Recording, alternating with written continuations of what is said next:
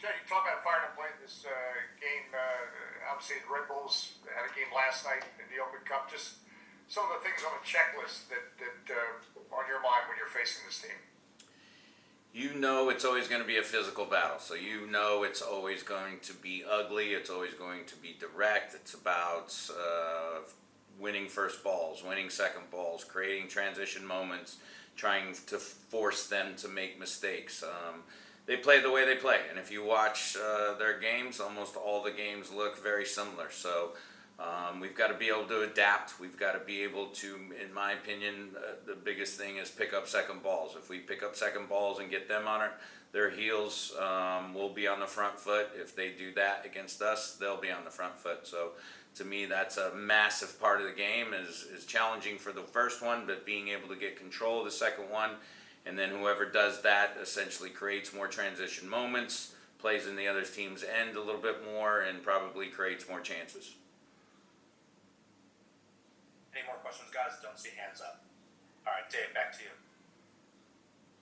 And along those lines, with your style of play or the kind of aggressive high press anyway, it would seem there's some opportunity here to seize on that moment because you play with that kind of grit and determination. Or am I not characterizing that correct? For sure. I just think once you force them into one mistake, they don't play anymore. They just will play direct.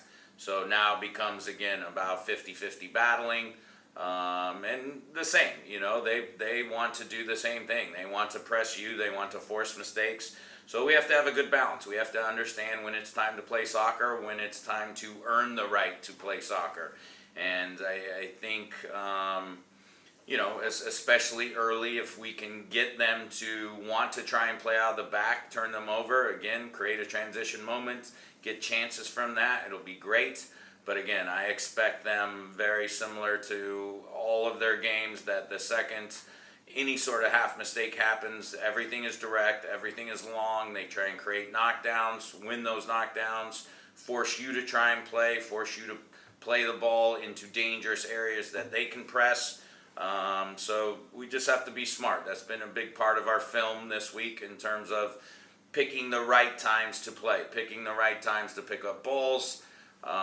Basically move the ball around the back, get it to the weak side, create some space that way. Anytime you can change the point of attack on them, you typically will have numbers. Anytime you can have real physicality with their center backs, win a battle or two, you can create a transition moment, and that's how you make chances against them.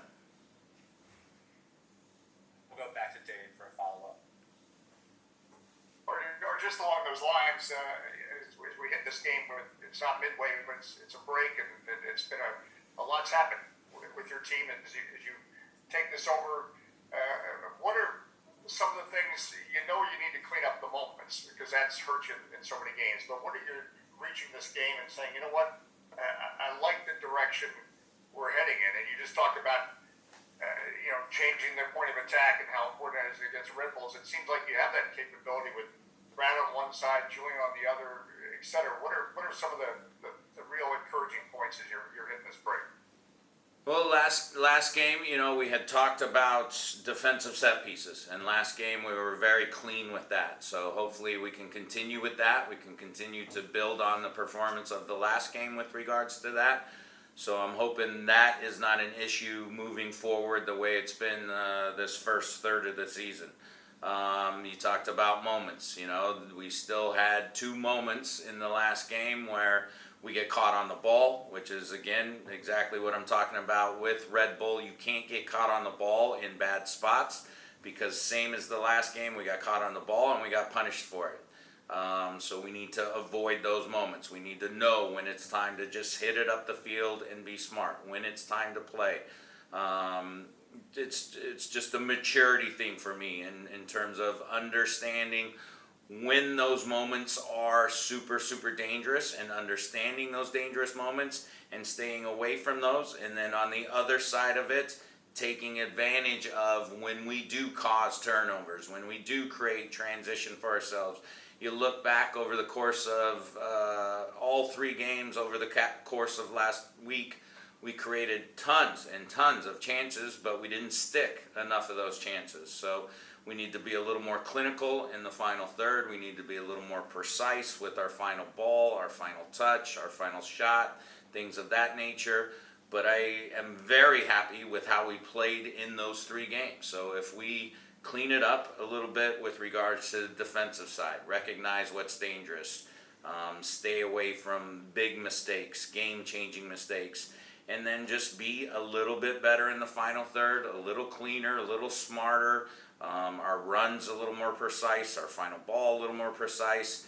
I think if we add those things to the bulk of what we've done, that we will start to become a very dangerous team.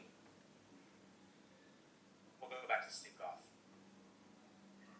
I know you always want to get points every game. Certainly 3 points whenever you can against your rival.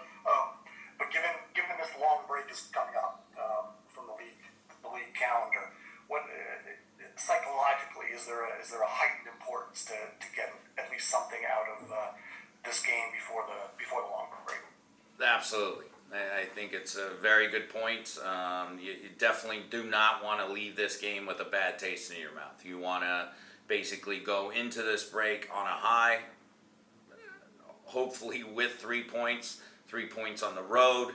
It makes you feel good about yourselves. It makes you feel good in terms of you're in a good position moving into the next part of the season.